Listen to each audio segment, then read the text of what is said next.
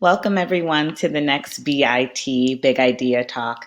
Before we begin, I just want to say that the Ashoka U team is just sending light and love to all of our colleagues, friends, and family in the AAPI community. Without further ado, I'd like to welcome Mark Mccahe.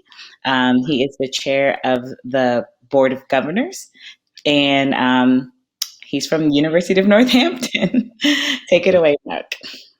Thank you very much, Michelle, for that introduction. I hope everyone can hear and see me. Good day. My name is Mark Mccahe, as Michelle said. I have the honour of being the chair of the Board of Governors of the University of Northampton here in the middle of England. We're a young university, and we've embraced the Changemaker philosophy, making it a cornerstone of pretty much everything that we do. The board, the leadership, the academic staff, and most importantly, the students love the Changemaker ethos and want to be changemakers themselves. I wanted to tell you a story about my response to the COVID pandemic and how it's changed my thinking about both how we should run a university, but also how we should approach and work with businesses and communities around us. However, this story does not finish with a neat, nice ending. I think it leaves us, in fact, with a challenge, all of us with a challenge I know we, working together, can address. And it's a challenge I'm certainly up for, and I'd welcome your support. Throughout my life, I've been climbing a tree, and the tree's been good for me. And even when the weather has been bad, the tree has provided a structure, it's provided reassurance and protection for me. And the tree seems to be built on such firm roots and so deeply connected with my sense of purpose that it seemed the only way the world could work. The tree was clear. We all lived in separate, different organizations with different targets and different approaches, and those roles were separate, not to be mixed. I used to know, frankly, what organizations were for. Companies, my clients, and my employer focused on maximizing profit beyond anything else. Climate change, social dislocation, discrimination was viewed as outside a company's control or interest, and in the separate purview of individuals, politics, and society. Let me start this story last summer. At the end of the first wave of the COVID-19 crisis here in the UK, I was honoured to be asked to make a speech to the graduating class of 2020. I felt immense pride in all that they'd achieved and strong emotions, frankly, about their contribution and the contribution of our staff and the whole university community. Emotions I still feel and struggle to express, if I'm honest. After the summer, I started to think about the lessons we'd learned from the crisis. How could we be organised? What changes should we permanently adopt? What should we embrace? I wondered what was the key lesson, the most important thing that if we learned about would make us better prepared for any future crisis. In fact, my early drafts of this conversation, my early presentations, focused on management techniques, structural responses, reporting, risk assessments, etc. But in reality, I was wrong. The true lessons I learned from the crisis are not organizational or tactical, but about the cruciality, the importance, the criticality of purpose and intent. The COVID crisis is not a single event, but it builds on a pattern set over the last 20 years or so that I was to describe as really four interrelated emergencies. First, the 2008 financial crisis weakened trust in government and institutions. Secondly, intense and widening inequality impacted health and education. Third, the climate emergency really shows us how interconnected our world is. And finally, of course, the COVID crisis, where it's clear that no one is safe unless we're all safe. It now seems that the tree I live in does not have roots in firm ground. The tree has grown to meet the needs of some and not others. In fact, the tree has been grown to meet the needs of people like me. And that has meant that others cannot even start to climb the tree, even if they wish to. The trunk and the branches are swaying, and I'm struggling to hold on, if I'm honest. Getting down from the tree or leaping to another tree is a frightening prospect. Maybe I should just hang on for a bit longer. If I waited for the wind to die down, would the position improve? Perhaps we should hold on, all of us. Maybe that branch over there is a better place to be. Maybe if we climbed down from this tree and went somewhere else, we'd be more effective. I'm not alone. Others are seeing this change and acting upon it, climbing down from their own tree and starting to grow new trees. From Larry Fink at Blackstone, moving the focus of his investments towards a greener future, to the management guru Tom Peters, recognizing the broader importance of business in our community and the distortions created by a profit-only focus. The data seems pretty clear, or at least the way I look at it, that those organizations with purpose and clear intent seem to prosper and deliver over the long term for both their shareholders and their communities and their people. Changemaker campuses are an example of this. We live this, don't we? We see that purpose drives reality of an organization, and its activity achieves long-term effective change.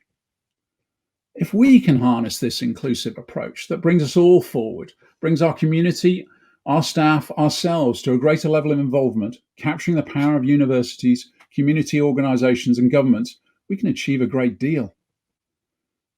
Do not be despondent.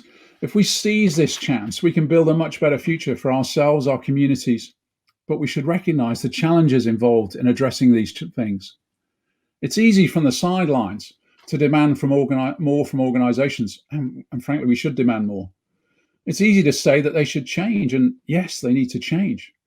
But we should recognize that the challenges for individuals and leaders within those organizations of making this happen.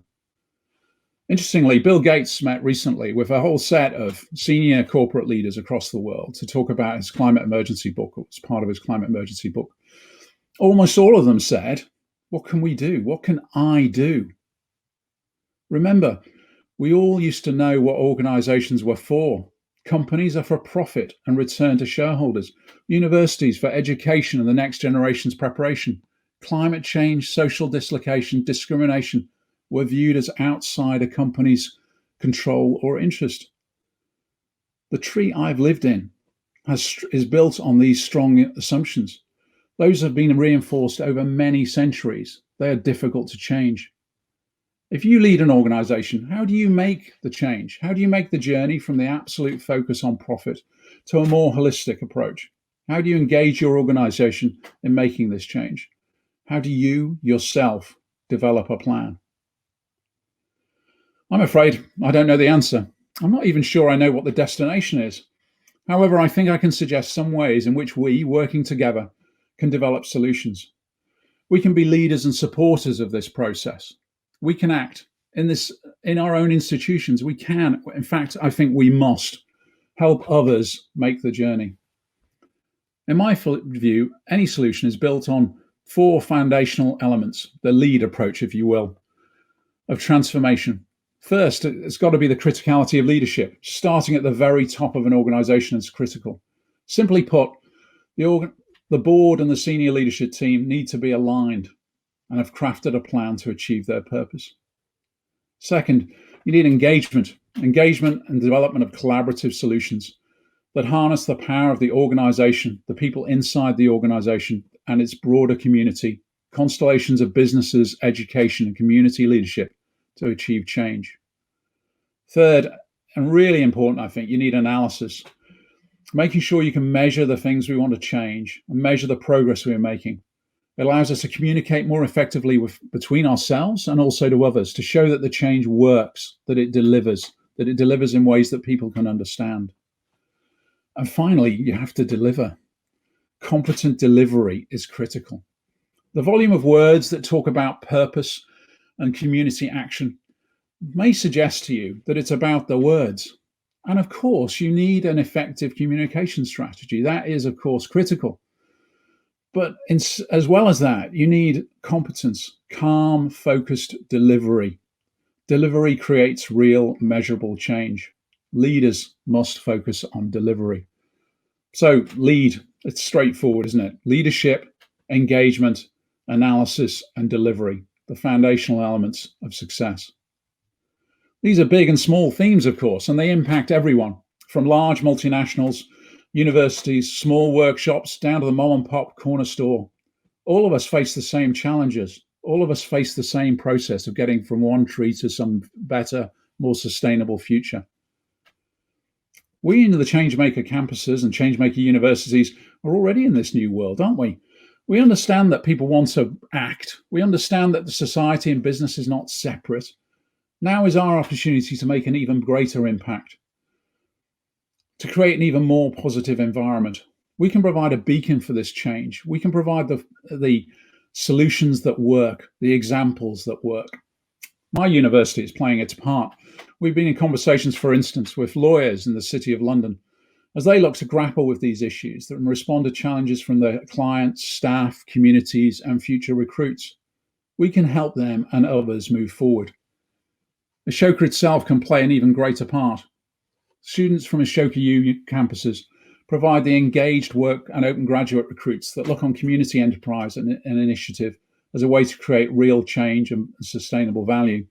These are the students that want to be part of the debate and to make a difference, who want to act.